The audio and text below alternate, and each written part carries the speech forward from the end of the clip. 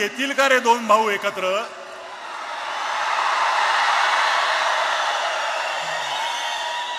कोणी दोघांशी बोलून होईल का हो काही?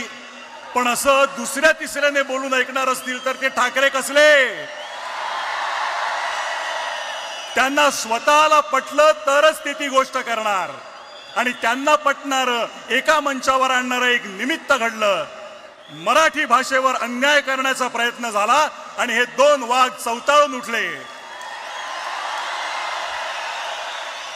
मराठी अभिजात भाषा होतीच, आहे आणि असेल, पण मागल्या दाराने तिसरी भाषा घुसवून माय मराठी संपवण्याचे डावपेच सुरू झाले. आणि ते उधळून लावण्यासाठी हे दोघे आणि इतर सर्व राजकीय पक्ष जे समोर बसलेत ते आपापसातले मतभेद विसरून सगळे एकत्र उभे ठाकरे, सगळे एकत्र उभे ठाकरे ठाकले. फक्त राजकीय पक्ष नव्हे तर अनेक सामाजिक संघटना, साहित्यिक, कलावंत, पत्रकार, शेतकरी, कामगार आणि मराठी माणूस एक झाला. सर्वांची भावना एक झाली. महाराष्ट्रावर केली सक्ती तर आम्ही दाखवू आमची शक्ती. आणि ही शक्ती दिसताच समस्त मराठी जनांना अन्यायकारक वाटणारा तो शासन निर्णय मागे घेण्यात आला. सर्वांबरोबर तुम्हा दोघांचंही हार्दिक अभिनंदन. मी आता माननीय राजसाहेब, आपण बऱ्याच वेळा हे बोलला आहात की भाषा मारली की संस्कृती संपवता येते, स्वातंत्र्य संपवता येतं. आपली मराठी संस्कृती जपण्यासाठी ती जाणून घेणं गरजेचं आहे. वाचन संस्कृती वाढणं, उत्तम संगीत, नाटक, चित्रपट होणं, मराठी ही व्यवहाराची आणि रोजच्या जगण्याची भाषा होणं असं तुम्ही मानता. परवाच तुम्ही बोलताना म्हणालात की बाकी काहीही चालेल पण मराठीच्या बाबतीत तडजोड नाही. आज ह्या दिवशी तुम्हाला भाषा, मराठी माणूस, महाराष्ट्र याबद्दल काय बोलावं असं वाटतं ते ऐकण्यासाठी आम्ही उत्सुक आहोत. मी विनंती करतो माननीय श्री राजसाहेब ठाकरे यांना की त्यांनी आपलं मनोगत व्यक्त करावं.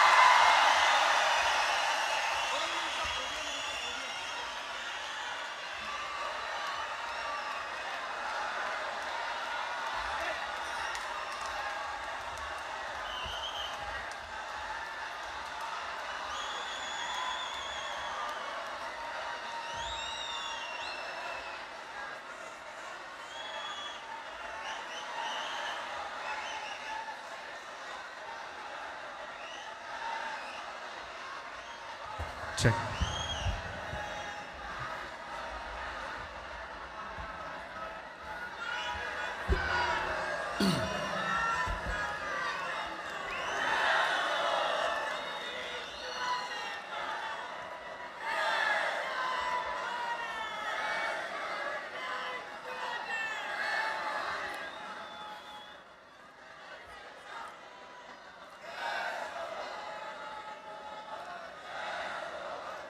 सन्माननीय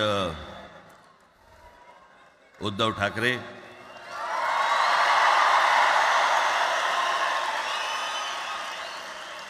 आणि माझ्या जमलेल्या सर्व तमाम मराठी बांधवांनो, भगिनींनो आणि मातांनो,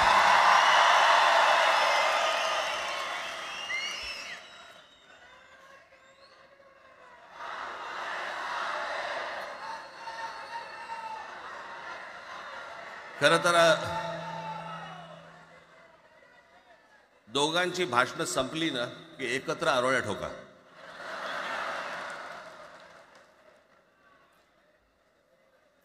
खरं तर आज मोर्चा निघायला पाहिजे होता.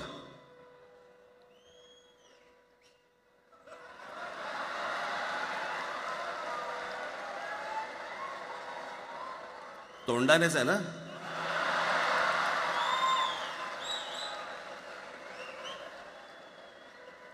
बस बस. मोर्चा खरं तर निघायला पाहिजे होता.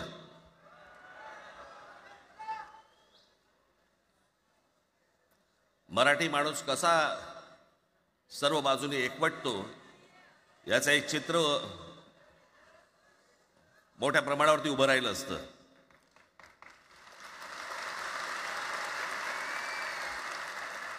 पण नुसत्या मोर्चाच्या चर्चेनेच माघार घ्यावी लागली.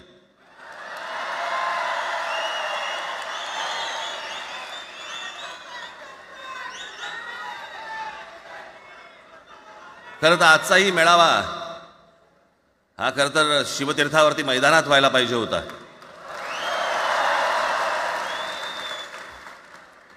मैदान ओसंडून वाहिलं असतं अख्खं. पण पाऊस आहे, पावसामध्ये सगळ्या ठिकाणी अशा प्रकारचे काही जागा मिळत नाहीत फारशा मुंबईमध्ये, आणि म्हणून आज तुम्हाला सर्वांना इथे यावं लागलं. मी बाहेर जे उभे आहेत त्यांची मी दिलगिरी व्यक्त करतो की त्यांना आतमध्ये येता नाही आलं, परंतु आता काही स्क्रीनवरती आटपा.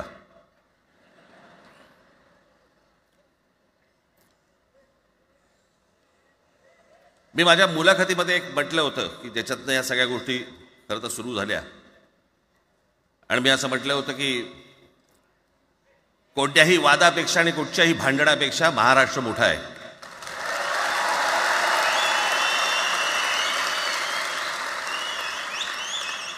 आज जवळपास 20 वर्षानंतर मी आणि उद्धव आम्ही एका व्यासपीठावरती आज येतो आहोत.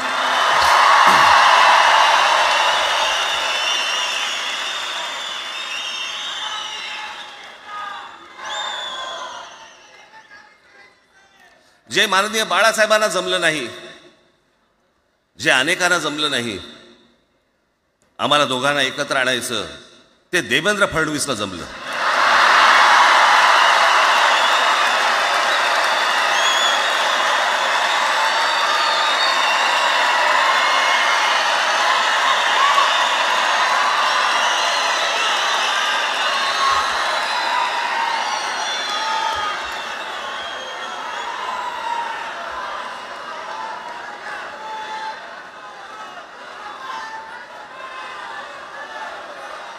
आता बऱ्याच सगळे चॅनल्सचे सगळे कॅमेरे तिकडे लागलेत, इकडे लागले, इकडे लागलेत. आता संध्याकाळी सगळं सुरू होईल. आता काय वाटतं, काय दोघांची बॉडी लँग्वेज कशी होती? कोणी कमी हसलं का, कोणी जास्ती हसलं का, कोणी बोलतायत का? आपल्याकडे मूळ विषय सोडून इतर गोष्टींमध्येच फार रस असतो अनेकांना. खरं तर आजचा हा मेळावा, मोर्चालाही तीच घोषणा होती, आजच्या मेळाव्यालाही तीच घोषणा आहे की कुठचाही झेंडा नाही, मराठी हाच अजेंडा.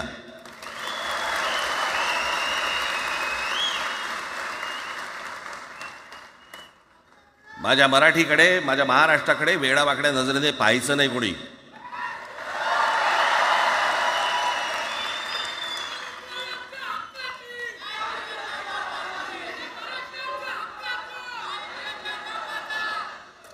ठरलं ना आपलं, सगळ्यात शेवटी द्यायच्या घोषणा.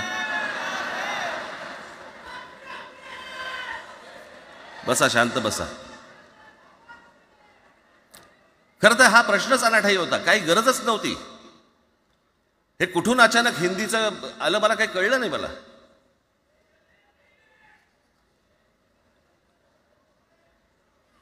आणि हिंदी कशासाठी? हिंदी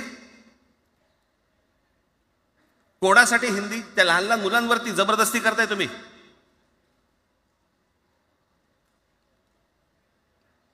कोणाला विचारायचं नाही, शिक्षण तज्ज्ञांना काही विचारायचं नाही, कोणाला काही विचारायचं नाही. बस आमची सत्ता आहे, आमच्याकडे बहुमत आहे, आम्ही लादणार. तुमच्या हातात सत्ता असेल ती विधान भवनात,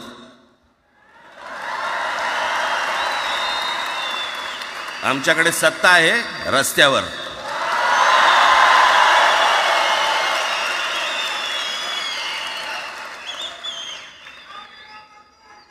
एक पत्र लिहिलं, 2 पत्र लिहिली,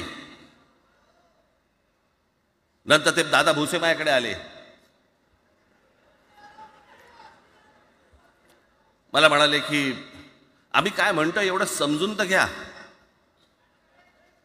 एवढं काय म्हणतो एवढं ऐकून तर घ्या. म्हटलं दादा तुम्हाला एक गोष्ट सांगतो, तुम्ही काय सांगता ते ऐकून घेईन पण ऐकणार नाही.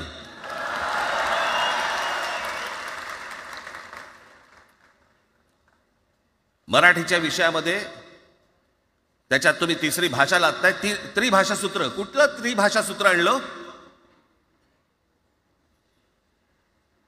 त्रिभाषा सूत्र ज्या वेळेला आलं ते फक्त सेंट्रल गव्हर्नमेंट आणि राज्य सरकार, केंद्र सरकार आणि राज्य सरकार यांच्यामधल्या दुव्यासाठी म्हणून हे त्रिभाषा सूत्र फक्त आणलं. आज कोर्टातही नाही, तुम्ही हायकोर्टात जा, सुप्रीम कोर्टात जा, इंग्रजीमध्ये सगळ्या गोष्टी होतात. कुठे आहे त्रिभाषा सूत्र?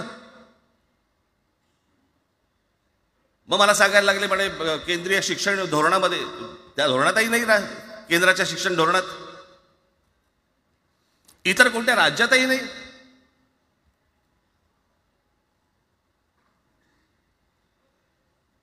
महाराष्ट्रात प्रयोग करून पाहिला तरी दक्षिणेची राज्य तर हिंग लावून विचारत नाही त्यांना.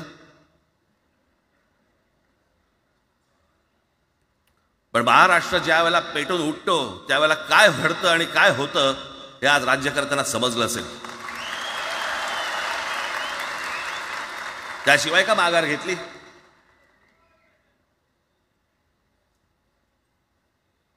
विनाकारण आणलेला विषय होता. मी त्याशी त्या भोसेला सांगितलं, म्हटलं मला सांगा, उत्तर प्रदेश, बिहार, राजस्थान, मध्य प्रदेश कोणती तिसरी भाषा आणणार आहेत? खरं तर आणली पाहिजे.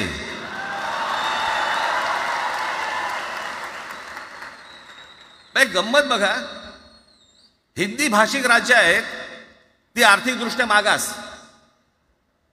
आणि हिंदी न बोलणारी जी राज्य आहेत ती आर्थिकदृष्ट्या प्रगत, आणि वर आम्ही हिंदी शिकायचं. यांना हिंदीतून राज्य नाही सांभाळता आली, यांना राज्यांचा विकास नाही करता आला. जे हिंदी बोलत नाहीत त्या राज्यांमध्ये, हिंदी बोलत असलेल्या राज्यांमधनं नोकरी धंद्यासाठी लोक इकडे येत आहेत आणि हे म्हणतात हिंदी शिका. कोणासाठी शिकायचं? 5वी नंतर काय हिंदी चित्रपट सृष्टीमध्ये जाणार आहेत पोरगा? कोणासाठी शिकायचं? हिंदी भाषेबद्दल मला वाईट नाही वाटत, भाषा कोणतीही श्रेष्ठच असते, उत्तमच असते. मग ती मराठी असेल, गुजराती असेल, तामिळ असेल, पंजाबी असेल, बंगाली असेल, हिंदी असेल, अजून कुठचीही असेल. एक भाषा उभी करायला खूप प्रचंड तपश्चर्या लागते, खूप लोकांची मेहनत असते. एक लिपी उभी करायला खूप प्रचंड ताकद लागते.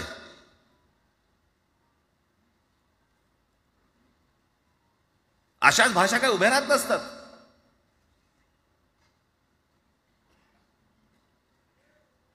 आणि या भाषेचं नवीन कुठून आणलं? त्याविषयी ते अमित शहा म्हणाले, ज्याला इंग्रजी येतं त्याला पुढे म्हणे लाज वाटेल, म्हणे मला इंग्रजी येतं. अरे तुम्हाला नाही येत?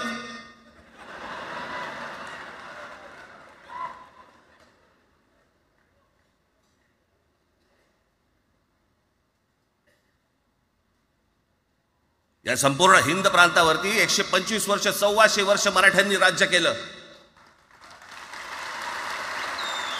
1400 वर्ष इतक्या राज्यांवरती आम्ही राज्य केलं. त्यावेळेला राज्यच नव्हती, पण जे प्रदेश होते त्याच्यावरती राज्य केलं. आम्ही मराठी लादली गुजरातवरती, मध्य प्रदेशवरती, राजस्थानवरती, पंजाबवरती, इतर सगळ्या प्रांतांवरती जिथे जिथे म्हणून अटोकपर्यंत पोहोचले होते मराठा साम्राज्य, आम्ही लादली.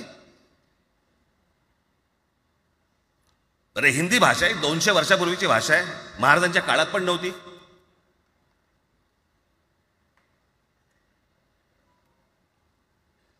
कशासाठी आणि कोणासाठी आणि काय करायचे नेमकं?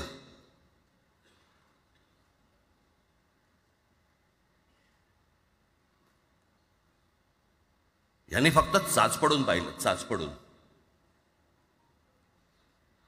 मुंबई स्वतंत्र करता येते का याच्यासाठी अगोदर जरा थोडंसं भाषेला डिवचून बघू. महाराष्ट्र शांत राहिला तर पुढे ते पाऊल टाकू.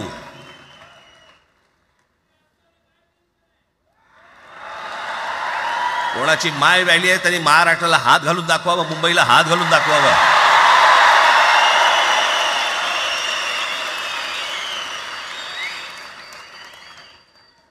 त्या मजाक वाटला काय? आम्ही शांत आहोत याचा अर्थ गांडू नाही आहोत.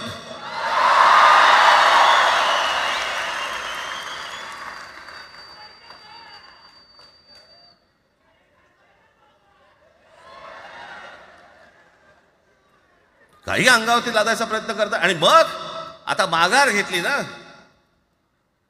मग माघार घेतली त्याचं काय करायचं? मग वेगळ्या ठिकाणी वळवा सगळं प्रकरण. वेगळ्या ठिकाणी. म्हणजे कुठे? ठाकरेंची मुलं इंग्रजी मीडियममध्ये शिकली. बरं, मग पुढे? म्हणजे दादा भुसे मराठी मीडियममध्ये शिकून शिक्षण मंत्री झाले. देवेंद्र फडणवीस इंग्रजी मीडियममध्ये शिकून मुख्यमंत्री झाले. कुठे काय शिकले याचा काय संबंध?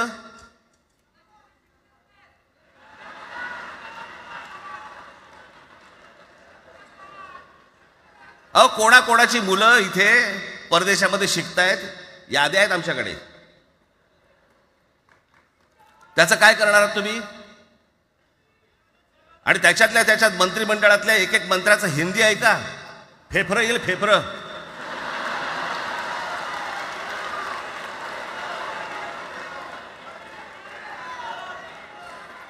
हे असले प्रश्न महाराष्ट्रातच विचारले जातात.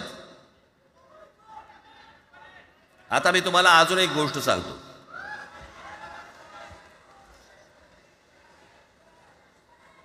आम्ही मराठी मीडियममध्ये शिकलो. हो, शिकलो. आमची मुलं इंग्रजी मीडियममध्ये शिकली. हो, शिकली. मग याच्यावरती तुम्ही प्रश्न काय उपस्थित केला? ह्यांना मराठीचा पुळका कसा? हे इंग्रजी मीडियममध्ये टाकतात. बरं, माननीय बाळासाहेब ठाकरे आणि माझे वडील श्रीकांत ठाकरे हे इंग्रजी मीडियममध्ये शिकलेले आहेत. या दोघांवरती तुम्ही मराठीबद्दल शंका घेऊ शकता का?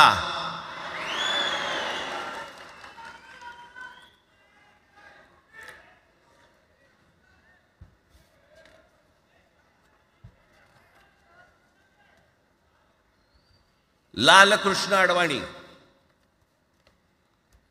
Saint Patrick high school Christian missionary स्कूलमध्ये शिकले.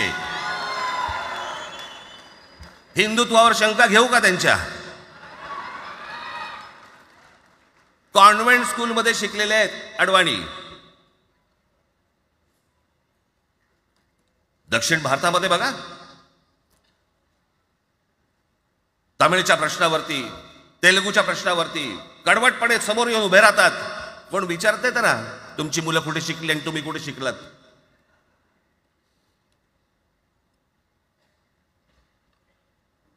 उद्या मी हिब्रू भाषेत शिकीन आणि मराठीपणाचा कडवट अभिमान बाळगीन. काय प्रॉब्लेम आहे?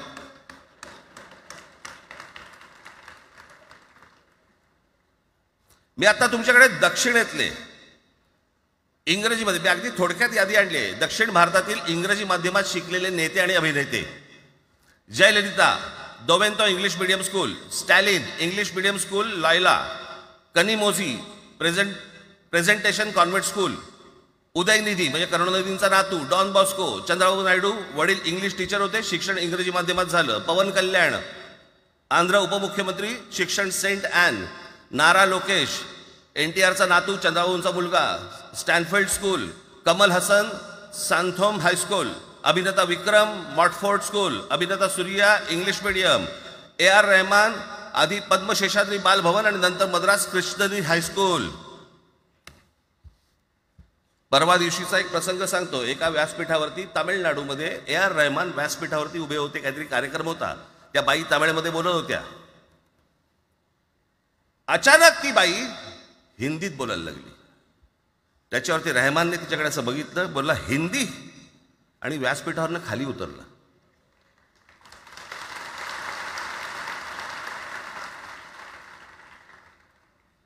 तुमचा कडवटपणा हे तुम्ही शिक्षण कुठे घेतले याच्यावरती नसतो. तो कडवटपणा तुमच्या आतमध्ये असावा लागतो. माननीय बाळासाहेब इंग्रजी मीडियममध्ये शिकले, इंग्रजी वर्तमानपत्रामध्ये व्यंगचित्र काढायचे, पण मराठीचा अभिमान याच्या बाबतीत कधी तडजोड नाही केली.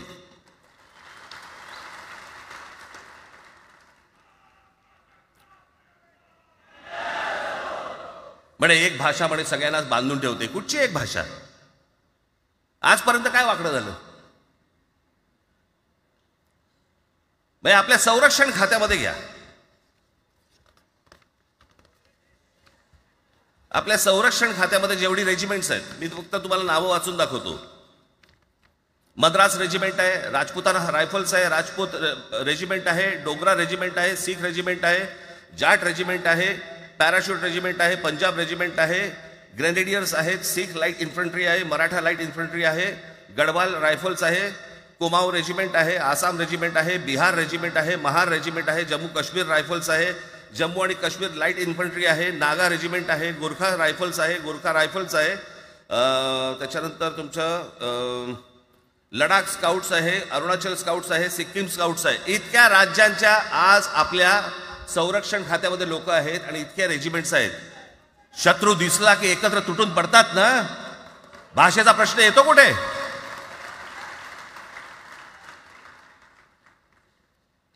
या देशामध्ये जेव्हा भाषावार प्रांतरचना झाली तीच या गोष्टींसाठी झाली ना, की प्रत्येक भाग तसे भाषांचे होते म्हणून. मग या सगळ्या गोष्टी का सुरू केल्यात तुम्ही? कशासाठी सुरू केल्यात? काय याच्या मागचं राजकारण? आत्ता सांगून ठेवतो. आज तुम्ही सगळेजण मराठी म्हणून एकत्र आलात. आज महाराष्ट्रामधला तमाम मराठी आज मराठी म्हणून एकत्र आला. टाळ्या वाजू नका. मी काय सांगतोय नीट ऐका. याचा पुढचं राजकारण ह्यांचं पुन्हा तुम्हाला जातीमध्ये विभागायला सुरुवात करतील. पुन्हा हे जातीचं कार्ड खेळायला सुरुवात करणार. मराठी म्हणून तुम्हाला कधी एकत्र येऊ देणार नाहीत. हे जातीपातीमध्ये विभागायला सुरुवात करतील. आता हे सुरू केलं. काल कोणीतरी ते व्यापाऱ्याच्या कानफडीत मारली मीरा भाईंदरला. त्याच्या काय इथे लिहिलं होतं काय गुजराती?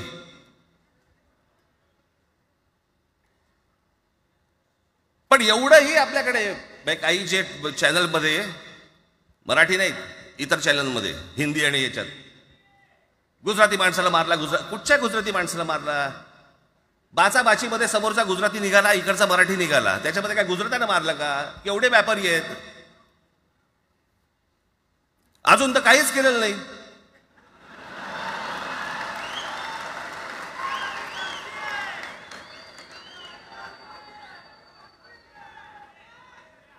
अर्थात त्यांना मराठी आली पाहिजे याच्याबद्दल वाद नाही. विनाकारण उठसूट काय मारामारी करायची गरज नाही आणि मारायची गरज नाही. पण जर जास्ती नाटकं केली तर कानाखाली आवाज काढलाच पाहिजे तुम्ही. पण चूक त्यांची असली पाहिजे. आणि एका गोष्टीचं लक्षात ठेवा. अशी कधी गोष्ट कराल त्याचे व्हिडिओ काढू नका.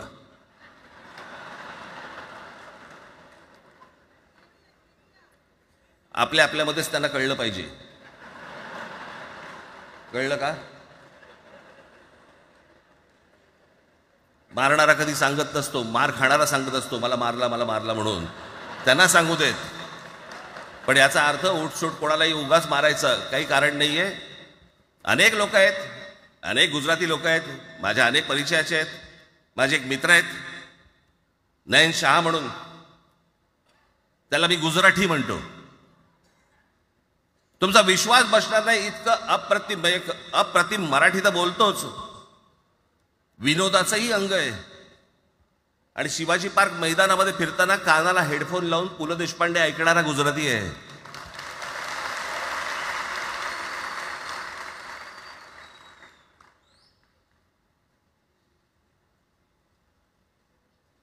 मी मगाशी तुम्हाला सांगितलं की हे मराठीचं बाळकडू आमच्यासाठी ते बाळकडूच होतं.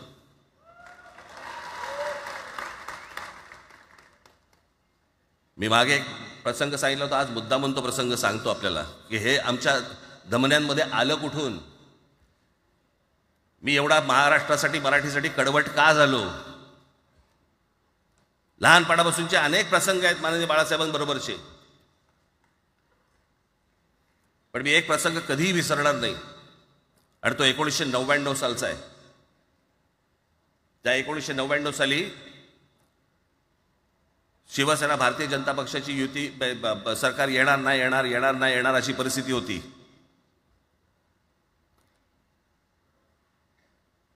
पवार साहेब त्यावेळेला त्यांनी राष्ट्रवादी काँग्रेस पक्ष स्थापन केला होता. वेगवेगळे लढले होते. आणि मग सगळ्या त्या वादामध्ये, शिवसेना भारतीय जनता पक्षाच्या त्या वादामध्ये काहीच होईना. दिवसामागून दिवस चाललेत, परंतु काही होईना. एके दिवशी मी मातोश्रीला खाली बसलो होतो, दुपारची वेळ होती. अचानक 2 गाड्या लागल्या. साधारणपणे 3:30-4 वगैरे वाजले असते. ते जरा वेळेला नाव विसरतो, पुण्याचं कोण जावडेकर, प्रकाश जावडेकर आणि काही मंडळी आली. मला म्हणाले, राज बाळासाहेबांना अर्जंट भेटायचं आहे. म्हटलं आत्ता ते भेटणार नाही. म्हटलं ती त्यांची झोपायची वेळ आहे. नाही म्हणे अर्जंट आहे म्हणे. म्हटलं नाही भेटणार. म्हटलं मी तुम्हाला सांगतो. म्हटलं काय विषय काय? म्हटलं मी बोलायचं काम करतो. म्हटलं काय विषय काय? आणि त्यांना सांगा मुख्यमंत्री पदाचा विषय झालेला आहे. म्हटलं अच्छा, अरे वा. म्हटलं काय झालं? सुरेशदादा जैन यांना दोन्ही बाजूने आम्ही ठरवलंय की त्यांना मुख्यमंत्री करायचं. एवढं फक्त बाळासाहेबांना सांगायचं. ठीक आहे. मी वर गेलो. रूममध्ये काळोख, शांतता. आम्ही अरे तुरेमध्ये बोलायचो म्हणून मी हाक मारली. म्हटलं हे काका गाढ झोपले होते. म्हटलं काका उठ. हे काका उठ. बघितलं माझ्याकडे. हां काय रे? म्हटलं नाही, ती सगळे खाली जावडेकर वगैरे सगळी मंडळी आली आहेत. म्हटलं बरं मग? नाही ते म्हणतात ते मुख्यमंत्री पदाचा विषय झाला आहे म्हणून. म्हटलं पण ते म्हणाले काय झालं? ते म्हणाले सुरेशदादा जैन यांना मुख्यमंत्री पदासाठी दोन्ही जणांनी सांगितलं की करायचं म्हणून. असं माझ्याकडे बघितलं त्यांनी. त्यांना जाऊन सांग महाराष्ट्राचा मुख्यमंत्री मराठीच होईल, दुसरा कोणी होणार नाही.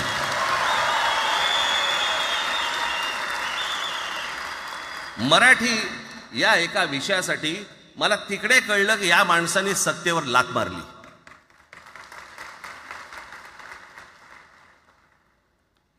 हे संस्कार ज्या पोरावरती झाले असतील तो मराठीसाठी तडजोड करेल काय? बाकी सगळ्या युत्या आघाड्या सगळ्या कुठच्याही गोष्टी होत राहतील. महाराष्ट्र, मराठी माणूस, मराठी भाषा याच्यावर तडजोड होणार नाही. कोणत्याही परिस्थितीत होणार नाही. याच्या पुढे देखील तुम्ही सर्वांनी सावध असणं पण गरजेचं आहे आणि सतर्क असणं पण तेवढंच गरजेचं आहे. पुढे पुढे काय काय गोष्टी घडतील, काय काय गोष्टी होतील कल्पना नाही. परंतु मला असं वाटतं की ही मराठीसाठीची एकजूट ही कायम राहावी आणि महाराष्ट्रामध्ये माननीय बाळासाहेबांचं जे स्वप्न होतं ते पुन्हा साकारावं अशी एक आशा, अपेक्षा आणि इच्छा व्यक्त करतो आणि आपल्या सर्वांची मी रजा घेतो. धन्यवाद. जय हिंद, जय महाराष्ट्र. धन्यवाद राजसाहेब. मलाही सांगा, आपल्या सगळ्यांपेक्षा आज जास्त आनंदी कोण झालं असतं? आपल्या सगळ्यांपेक्षा आज जास्त आनंदी कोण झालं असतं? ज्यांनी मराठी माणसाला उभं केलं ते हिंदू हृदय सम्राट माननीय बाळासाहेब. आज त्यांची पुढची पिढी इथे मंचावर एकत्र येऊन मराठीचा गजर पुन्हा एकदा करते आहे आणि त्या आजोबांचे 2 लाडके नातू आज आपल्या समोर मराठीचा झेंडा पुढे नेण्यासाठी सज्ज झालेले दिसत आहेत. अमित ठाकरे इकडे उपस्थित आहेत, आदित्य ठाकरे उपस्थित आहेत. मी त्यांचंही स्वागत करतो. या वास्तूला NSCI डोम असं म्हणतात, पण इथे आज देश पाहतोय मराठी भाषेवर होणाऱ्या अन्यायाविरुद्ध पेटलेला मराठी जनमानसाचा आगडोंब. या सर्व मराठी प्रेमींना आता उत्सुकता आहे माननीय शिवसेना पक्षप्रमुख श्री उद्धव बाळासाहेब ठाकरे हे काय बोलतील. मी त्यांना विनंती करतो की त्यांनी आपलं मनोगत व्यक्त करावं.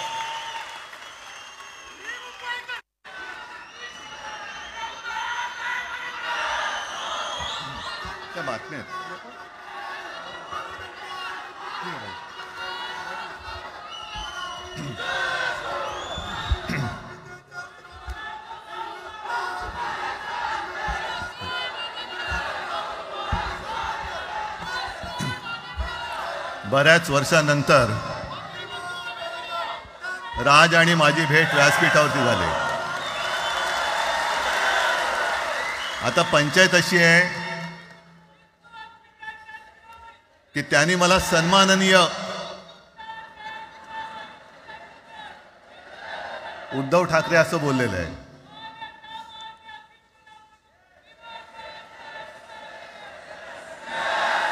ठीक आहे. आणि साहजिकच आहे की त्याचंही कर्तृत्व आपण सर्वांनी पाहिलेलं आहे.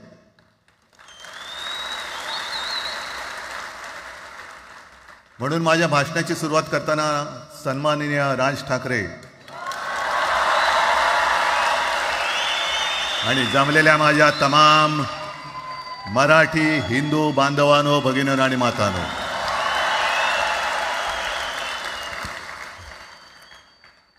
अप्रतिम मांडणी राजनी केलेली आहे. माझ्या भाषणाची काय आवश्यकता आहे असं मला वाटत नाही, कारण आजच्या कार्यक्रमाची घोषणा झाल्यानंतर साहजिकच आहे सगळ्यांचं लक्ष हे आज भाषणाकडे आहे.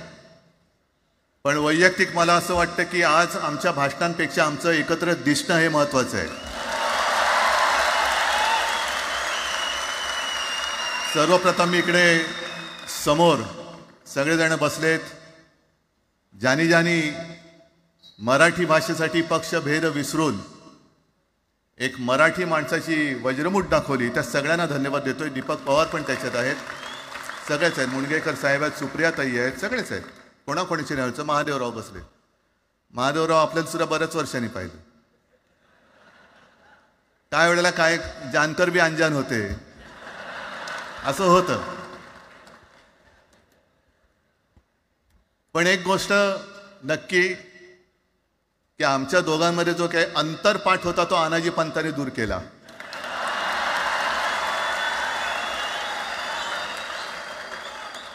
आता अक्षता टाकण्याची काय तुमच्याकडनं अपेक्षा नाहीये. एकत्र आलोय एकत्र राहण्यासाठी.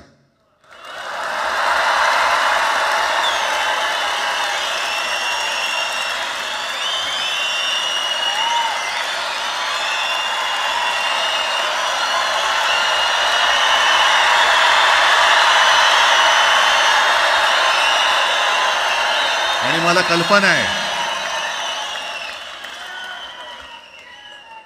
आज मला कल्पना आहे की अनेक बुवा महाराज हे बिझी आहेत.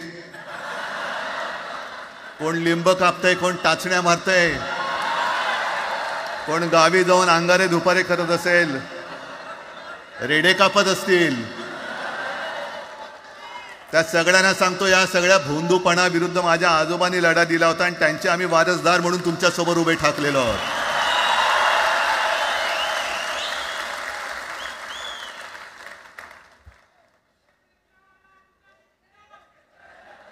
नाही, हे सगळं आपणच करून ठेवलेलं आहे.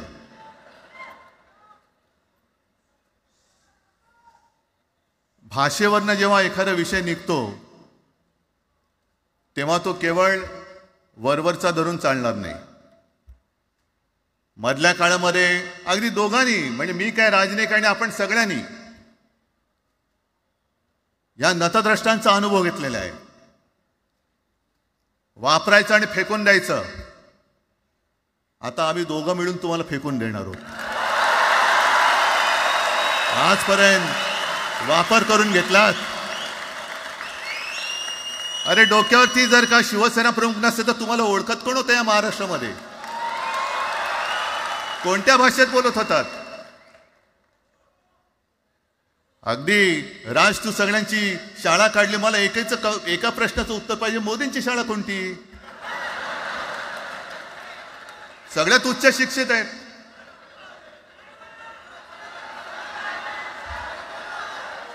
पण हे जे काय यांची मध्यंतर मी बोललो ना, भाजप ही अफवांची फॅक्टरी आहे. मधल्या काळात त्यांनी सुरू केलं होतं, उद्धव ठाकरेने हिंदुत्व सोडलं. हिंदुत्व ही कोणत्याही भाषेची मक्तेदारी नाही. आम्ही अस्सल मराठी बोलणारे तुमच्याही पेक्षा जास्त कडवट, कट्टर, देशाभिमानी हिंदू आहोत.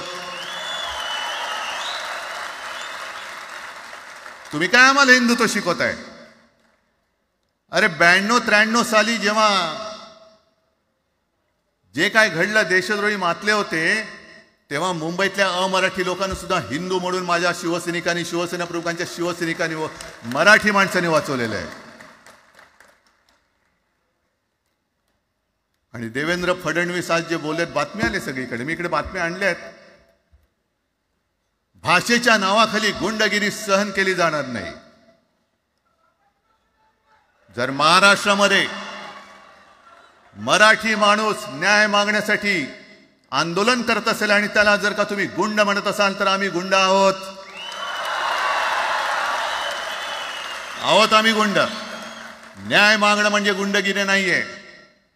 आणि जर का गुंडगिरी केल्याशिवाय तुमच्या दरबारी न्याय मिळत नसेल, तर आम्ही गुंडगिरी करूच.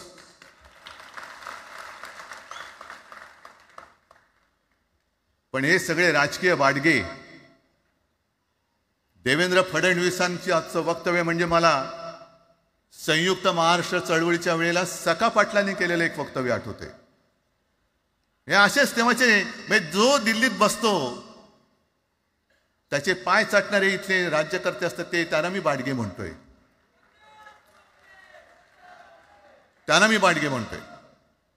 कारण संयुक्त महाराष्ट्र चळवळीमध्ये मुंबई आपल्याला आपण मिळवली. आपण म्हणजे आपण मराठी माणसांनी. तेव्हाही तत्कालीन जे सत्ताधारी होते, हो अगदी काँग्रेस होतीच ना तेव्हा सत्तेवर, मुंबई मराठी माणसाला द्यायला तयार नव्हती. आणि तेव्हा सुद्धा एक मराठी माणूस, म्हणजे आज जे बोलतात ना आम्ही मराठी नाहीत का, अरे तुम्ही नुसतं नावाने मराठी आहात, तुमच्या अंगात मराठी रक्त आहे की नाही आता तपासावं लागेल. आणि सखा पाटील बोलले होते, यावश चंद्र दिवा करो, मुंबई महाराष्ट्राला मिळणार नाही. कशी नाही मिळत, झुकवलं, वाकवलं, गुडघ्यावरती आणलं मराठी माणसानी. आणि मुंबई आपल्या हक्काची, तुम्ही आता जी घोषणा घेतली ना, दिली ना, ती मुंबई आपल्या हक्काची आपण लढून आपण मिळून घेतली.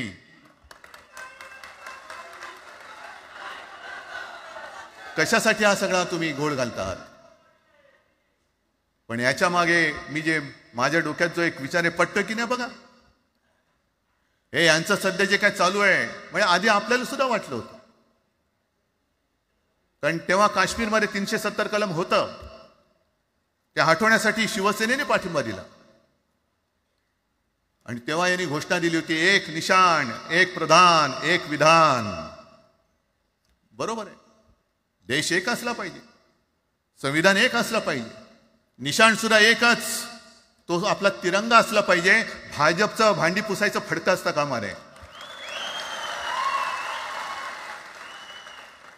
ते फडकं म्हणजे आमचा राष्ट्रध्वज नाहीये. पण ते सगळं चाललंय एक एक एक एक. त्याच्यानंतर आता नवीन एक तुमणं काढलं, 1 नेशन 1 इलेक्शन.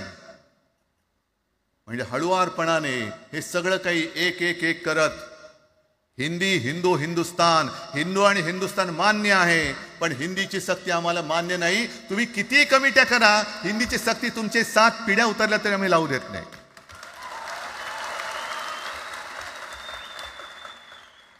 मग एक फेक नॅरेटिव्ह पसरवायचं. हे उद्धव ठाकरेच्याच काळातलं. अरे उद्धव ठाकरे एवढं काम करत होता, मग पाडलात कशाला गद्दारी करून? टाण्या बोंबललात तेव्हा. पण मी अभिमानाने सांगेन, माझ्या मंत्रिमंडळातले सहकारी इकडे बसले, जितेंद्र आव्हाड आहेत, आणखीन कोणी असतील, मी मुख्यमंत्री असताना महाराष्ट्रामध्ये मी मराठीची सक्ती केली होती आणि केलीच, ज्याचा मला अभिमान आहे. काय केलं त्याचं तुम्ही? मराठी भाषा महाराष्ट्रामध्ये सक्तीची करावी लागली. का करावी लागली? कोण आहेत आमच्या मराठीचे दुश्मन, कोण आहेत? पण महाराष्ट्रामध्ये मराठीची सक्ती केल्यानंतर सुद्धा काही लोक कोर्टामध्ये गेले. ती गुंडगिरी नाही होत. पण आता कोणतरी एक तो भेडी असतं त्याचं नाव,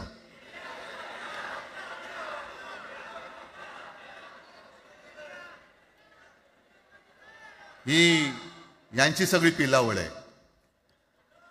तोडा फोडा आणि राज्य करा. आपण ज्या काही गोष्टी केल्या होत्या हे म्हणतात म्हणे शिवसेनेने आजपर्यंत काय केलं. शिवसेना म्हणजे आता राज मी तुला असं माझ्यासोबतच घेतो, कारण आपण तेव्हा एकत्रच होतो, आता सुद्धा पुढे एकत्र चाललेलो आहोत. त्याच्यामुळे आपलं सगळं तेव्हाच म्हणतोय, आपला एवढ्या वर्षाचा कालखंड. मराठी माणूस म्हणे मुंबई बाहेर नेला. मराठी माणूस आम्ही मुंबई बाहेर नेला असं जर का तुम्हाला वाटत असेल तर 14 सालानंतर तुम्ही मुंबई आणि महाराष्ट्राचे जे काही लचके तोडलेत, मुंबईतून सगळे उद्योगधंदे, महाराष्ट्रातून उद्योगधंदे सगळे पळवले, आर्थिक केंद्र गेलं, हिरे व्यापार गेला, मोठमोठी ऑफिसेस गेली. आपल्याकडे येणारे उद्योगधंदे जे आपल्या काळात येत होते ते कुठे गेले? मग काय तेवढाच हिंदुस्थान किंवा तेवढाच सगळे हिंदू आहेत? तेवढेच हिंदू आहेत? आम्ही सगळं करत होतो, केलं होतं.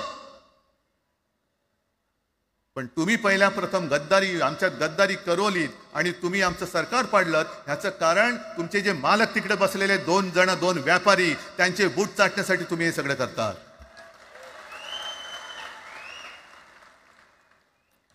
हे इतक्या वर्षाचं सगळं सहन करत करत करत आपण आलो. आपल्या डोळ्या देखत सगळे लचके तोडले जात आहेत. आपल्या दोघांनाही भांडवलं जात आहे आणि नतद्रष्टा आपल्या डोक्यावरती बसतायत. किती काळ सहन करायचंय? प्रत्येक वेळेला काही झालं की भांडाभांडी लावायची. आता सुद्धा तेच होणार. म्हणजे आम्ही एकत्र येणार, आल्यानंतर निवडणुकीपर्यंत एकत्र राहतील का? सत्ता प्राप्ती, काही जण म्हणतात की यांचा मराठीचा नाही, महापालिकेचा आहे. अरे नुसता महापालिकेचा नाही, तर आमच्या महाराष्ट्राचा आहे. आम्ही महाराष्ट्रात सुद्धा काबीज करू.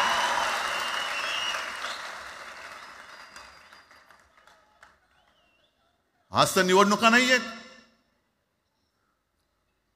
आमची सत्ता, सत्तेवरती जे शिवसेना प्रमुखांनी सांगितलं, अरे सत्ता काय, सत्ता येते आणि सत्ता जाते. पण आपली ताकद ही आपल्या एकजुटीमध्ये असली पाहिजे. दर वेळेला संकट आलं की आपण सगळे मराठी एकवटतो आणि संकट गेलं की आपणच एकमेकांमध्ये भांडायला लागतो. आता नको, हा नतद्रष्टपणा आता करायचा नाहीये, अजिबात करायचं नाहीये.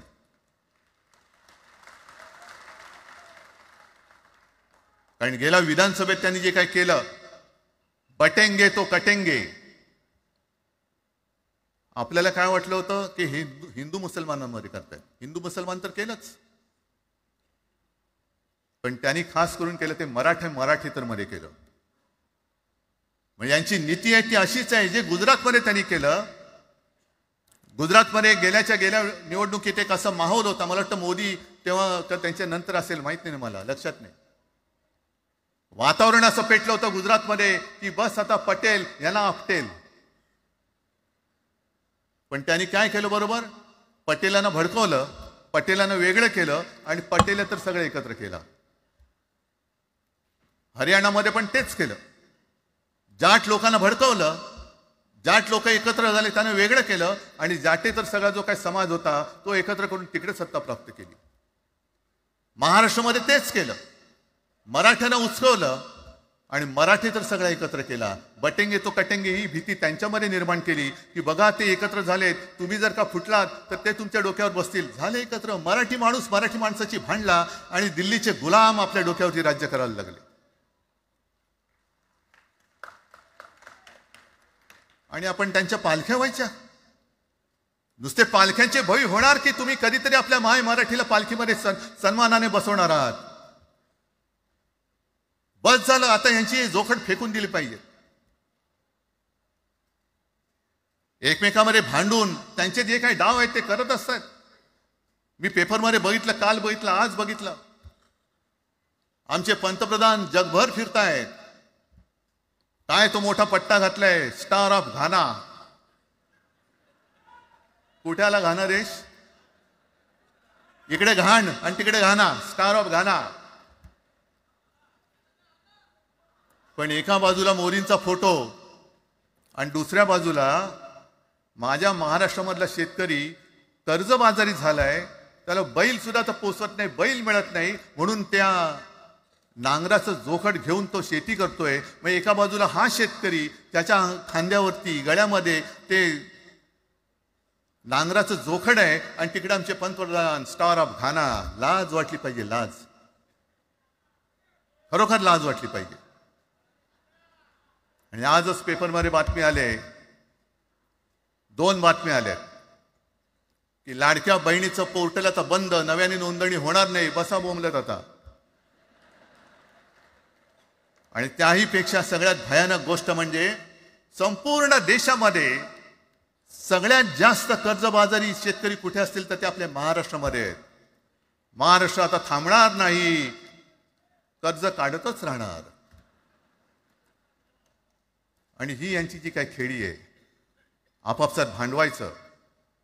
मी एक साधी गोष्ट केली होती. जितेंद्र, तुम्हाला माहिती असेल, आपण तिकडे चौपाटीला, जिकडे बिर्ला मातोश्री बिर्ला क्रीडा केंद्र काय आहे, मराठी रंगभूमीचं दालन, मराठी रंगभूमीचा इतिहास सांगणारं दालन, त्याची निर्मिती करण्याचे सगळे आदेश वगैरे राज्य सगळं झालं. आराखडा मंजूर केला मी. आणि 2-3 महिन्यापूर्वी बातमी आली की तो आराखडा यांनी केराच्या टोपलीत टाकला. ती जागा यांच्या मालकाच्या मित्राच्या घशात टाकतात. हा मराठीचा तुमचा अभिमान? मराठी भाषा भवनाची त्याचं भूमिपूजन मी केलं होतं. माझ्या सोबत अजित पवार होते, उपमुख्यमंत्री. कुठे गेलं मराठी भाषा भवन? कुठे गेलं मराठी भूमीचं रंगभूमीचं दालन? का तुम्ही आमची मराठी मारतात? का तुम्ही आमच्यावरती सक्ती करता आहात? अनेकदा सांगितलं की आम्ही कोणत्याही भाषेच्या विरोधात नाही आहोत, पण जर आमच्यावरती सक्ती करण्याचा प्रयत्न केला तर आमची शक्ती काय ती एकदा तुम्हाला अशी दाखवू की पुन्हा तुम्ही कधी डोकंवर नाही काढणार, पुन्हा डोकंवर काढणार नाही. या सगळ्या गोष्टींकडे आपण आज एकत्र आलेलो आहोत. पुन्हा आपल्यामध्ये काड्या घालण्याचे उद्योग होतील, कारण त्यांचा धंदाच तो आहे. एकतर कुठे, मी नेहमी सांगतो, कोणाच्याही लग्नामध्ये भाजपवाल्यानं बोलू नका. येतील मस्त श्रीखंड, बासुंदी, पोळ्या बिळ्या खातील आणि त्याला नवरा बायकोत भांडण लावून दुसऱ्या लग्नात जेवायला जातील. बरं, एवढं केलं तरी बरं, नाही तर त्या पोरीलाच पळून घेऊन जातील. कारण ह्यांचं स्वतःचं असं काहीच नाहीये.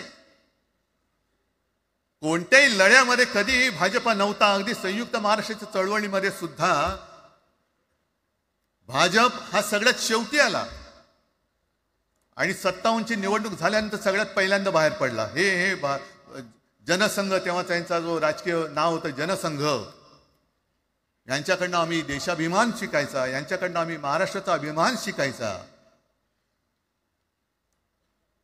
आणि आम्ही आपापसात भांडून ह्यांना सगळं काही बहाल करून टाकायचं. या सगळं विकून टाका, सगळा सत्यानाश करून टाका. अरे, आपली मुंबईच्या शिंदड्या उडवल्या जात आहेत. अख्खी मुंबई कोणाच्या घशात घालतायत? कोणाच्या? बघत बसायचं सगळं. म्हणजे आज सगळ्यात जास्त जर कोणी जमिनीचा मालक मुंबईमध्ये असेल तो यांच्या मालकाचा मित्र आहे, अदानी. कोणाची जागा? कोणी रक्त सांडलं? कोणी रक्त सांडलं? कोणी ते हुतात्मा स्मारकाला वंदन करताना सुद्धा आपल्याला लाज वाटली पाहिजे. अरे, त्यांनी तर रक्त सांडलं, बलिदान केलं, पण त्यांनी रक्त सांडून मिळून गेलेली मुंबई जर का आपण राखू शकणार नसू तर आपल्याला लाज वाटली पाहिजे, शरम वाटलं पाहिजे. म्हणून त्या रक्ताची शपथ घेऊन मुंबई आणि मराठीच्या रक्षणासाठी आपल्याला उभं राहायला पाहिजे. ठीक आहे, असतील, होते, मत पटली होती, पटले नसतील, पण याच्या पुढे मराठी आणि महाराष्ट्र धर्माचं रक्षण करणं. आमचा हनुमान चालीसाला विरोध नाहीये, पण मारुती स्तोत्र आम्हाला का विसरायला लावताय? मारुती स्तोत्र आहे ना, भीमरूपी महारुद्रा. आमचा जय श्रीरामला विरोध नाहीये, पण भेटल्या म्हटल्यानंतर राम राम हे म्हणणारे आम्हीच मराठी. हे तुम्ही आता जय श्रीरामची घोषणा द्यायला लागलात, पण जय जय रघुवीर समर्थ सांगणारे समर्थ रामदास त्यावेळेला आमचे होऊन गेले. त्यांनी आम्हाला पहिल्यांदा रामाची भक्ती शिकवली. त्याच्यामुळे यांचा काही आगा नाही पिछा नाही. राजकारणातले हे व्यापारी आहेत, वापरा आणि फेका. तो एक गद्दार काल एक बोललाय, जय गुजरात.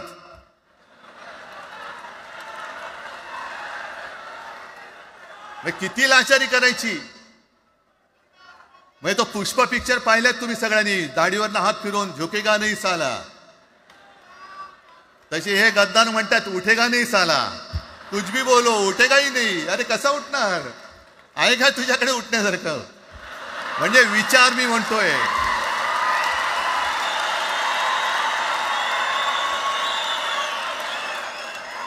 अरे विचार वगैरे मी म्हणतोय.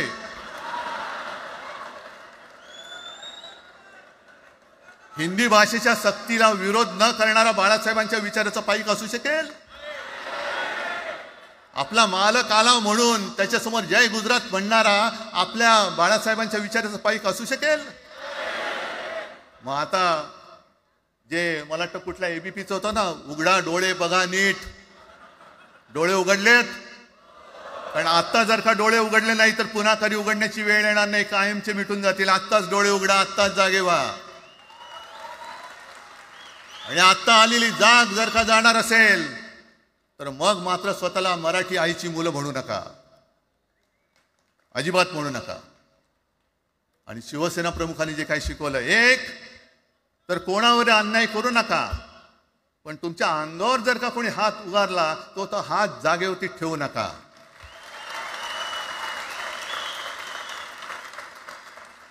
देवेंद्र फडणवीस भाषिक गुंडगिरी सहन करणार नाही तुम्ही म्हणता आहात. मला एक मराठी माणूस असा दाखवा की जो आपल्या देशात इतर राज्यामध्ये जाऊन गुंडगिरी करू शकतो. हिंमत आहे त्याची? एक मराठी माणूस दाखवा. पण तुमचे सगळे चेले चपाटे उठतायत, कोणावरही आरोप करतायत, तमाशे करतायत. अरे कोणताही मराठी माणूस किंवा कोणताही भाषिक इतर प्रांतीय भाषेत तिकडे गेला, राज्यात गेला आणि दादागिरी करण्याचा प्रयत्न केला तर उभा चिरून टाकतील तिथली लोक. बंगालमध्ये जाऊन बघा, तमिळनाडूमध्ये जाऊन बघा. मग आम्ही आमच्या घरामध्ये आमच्या न्याय हक्काची गोष्ट केली, बरं कोणाशी भांडतो आम्ही? इथे सुद्धा काही अमराठी आले असतील, जसं राजने सांगितलं तसे आपले सगळ्यांचे अमराठी अनेक मित्र आहेत. पण त्यांच्यामध्ये आम्ही गुण्या गोविंदाने नांदतोय. मग हे गुण्या गोविंदाने नांदले, एकत्र राहिले तर आपली पोळी कशी भाजली जाईल? म्हणून तुम्ही आमच्या एकजुटीमध्ये विषाचा खडा टाकतात. हे सगळे तुमचे डाव आता उघड झालेले. तुम्ही वाटेल ते करा. पण मी आज महाराष्ट्राला आवाहन करतोय, म्हणजे विनंती करतोय की यापुढे कोणत्याही पक्षाचे आपण असू, जसं संयुक्त महाराष्ट्र समितीच्या वेळेला मराठी माणसाची एकजूट झाली होती, तशी एकजूट जर का आपण सगळ्या पक्षांनी मिळून, अगदी भाजपमधल्या मराठी माणसांनी सुद्धा त्याच्यामध्ये आलं पाहिजे.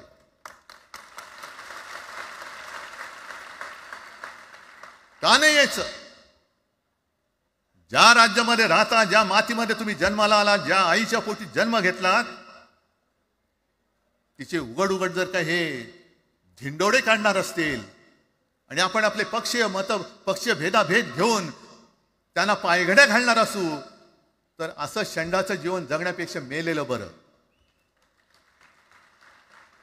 महाराष्ट्र हा शूरांचा आहे, वीरांचा आहे, दगडांचा आहे, पण यांच्यासारखं धोंड्यांचा नाहीये. ही आपण आता एक शपथ घेतली पाहिजे. घेताय तुम्ही? घेतलेत की एकजूट केवळ आमचा कार्यक्रम. मी राजला परवा फोन केला, अरे जसं काय आपल्या पिक्चरचा प्रीमियर होता असं सगळेजण विचारतात आज कसं येऊ. हा प्रीमियर असेल, पण आजपासून सुरुवात झालेली आहे. आजपासून सुरुवात झालेली आहे. एक तर आम्ही कोणाशी दादागिरी करणार नाही, पण कोणी दादागिरी केली तर आम्ही ती सहनही करणार नाही. शिवसेना प्रमुखांनी तेव्हा जे सांगितलं होतं तेच परत एकदा सांगतोय. मराठा मराठेतर, ब्राह्मण ब्राह्मणेतर, 96 कोळी 92 कोळी, स्पृश्य अस्पृश्य, घाटी कोकणी, हे सर्व मतभेद भेदाभेद गाडून मराठी माणसाची भक्कम एकजूट बांधा.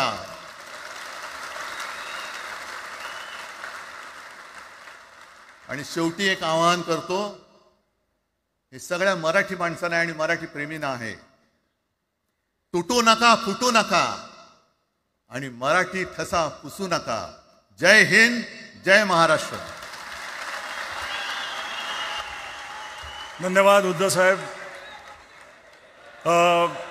या कार्यक्रमाला खास जे उपस्थित राहिले होते, कॉम्रेड प्रकाश रेड्डी, सौ सुप्रिया सुळे, कॉम्रेड अजित नवले, महादेव जानकर साहेब, जयंत पाटील साहेब आणि जितेंद्र आव्हाड साहेब आणि इतरही अनेक नेते आहेत, त्यांचे पुन्हा एकदा आभार मानतो. आणि ही तर खरी सुरुवात आहे अनेक अनिष्ट गोष्टींचा शेवट करण्याची. मराठी भाषेसाठी आणि मराठी माणसासाठी असेच उत्सवी दिवस येत राहोत. माननीय राजसाहेब काही बोलू इच्छितात?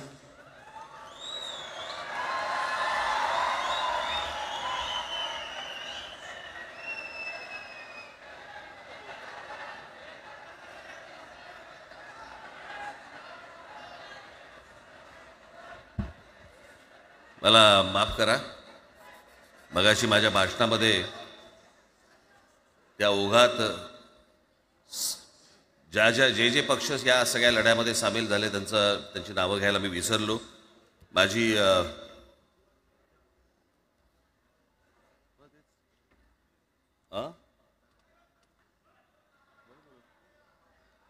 माझी विनंती आहे, कॉम्रेड प्रकाश रेड्डी, आपण कुठे आहात? मागे. बरं. सौ सुप्रियाताई सुळे, आपण कृपा करून व्यासपीठावरती यावं. कॉम्रेड अजित नवले, जितेंद्र आव्हाड, महादेवराव जानकर,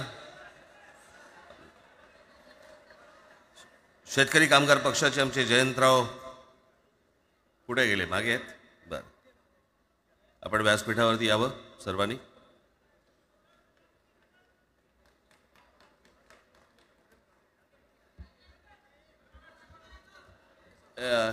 हे काढा ब्रासोट.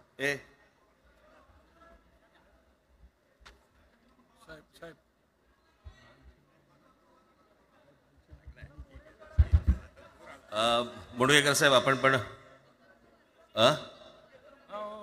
मुंडगेकर साहेब, आपण वरती यावं, व्यासपीठावरती यावं.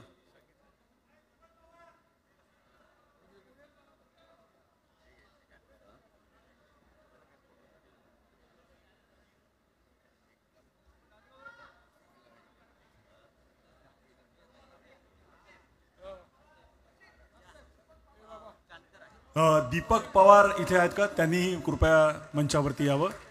दीपक पवार.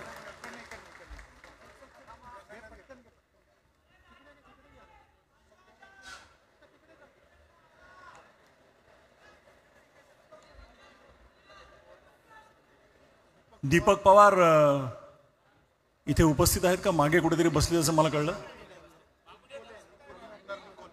आणि आमदार निकोले इथे आले, त्यांना मी विनंती करतो. हा, दीपक पवार आले. दीपक पवार आले.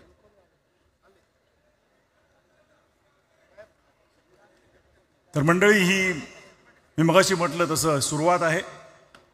महाराष्ट्रातील प्रत्येक माणूस मराठी बोलताना पाहायचं असेल तर ही त्याची सुरुवात आहे. मी निमंत्रकांतर्फे आपल्या सर्वांचे आभार मानतो. सर्व पक्षांच्या प्रतिनिधींचे, नेत्यांचे, सगळ्यांचे आभार मानतो निमंत्रकांच्या वतीने.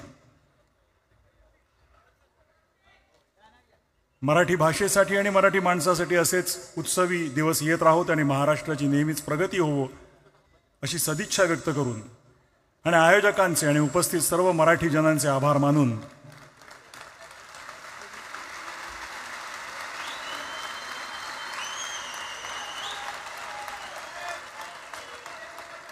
मी मगाशी सुरुवातीला जो म्हणालो, हा एक महत्त्वाचा ऐतिहासिक क्षण आहे.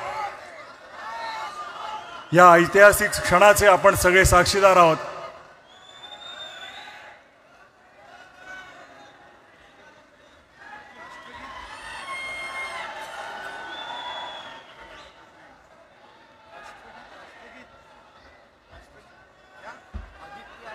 आणि माननीय आदित्य ठाकरे आणि अमित ठाकरे इकडे, त्यांनी कृपया मंचावरती यावं.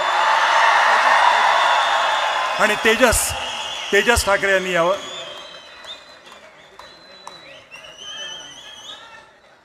आदित्यजी आणि अमितजी ठाकरे.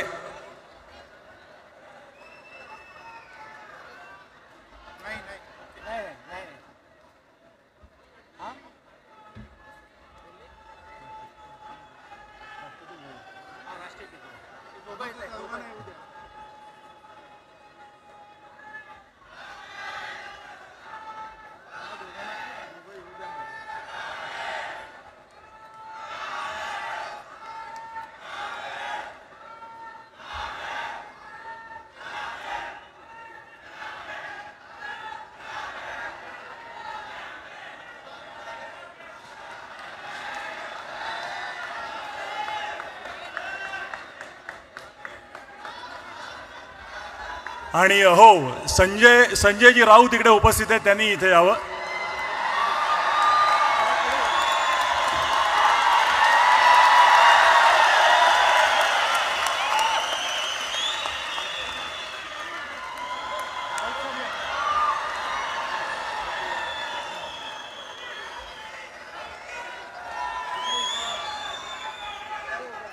मला वाटतं ह्यापेक्षा म्हणजे आपण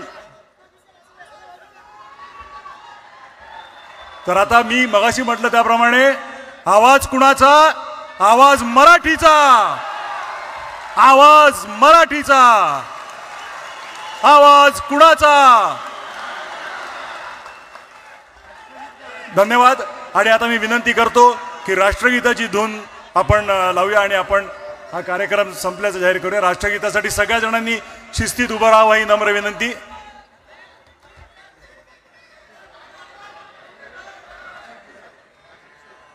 राष्ट्रगीत सुरू करत आहोत.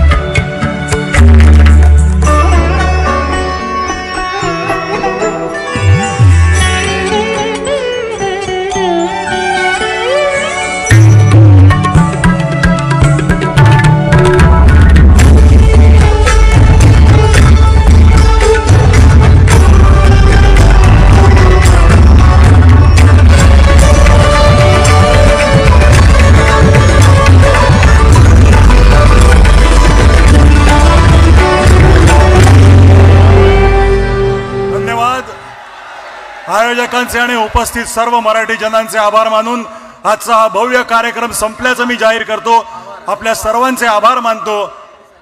सर्व पोलिसांचे, पत्रकार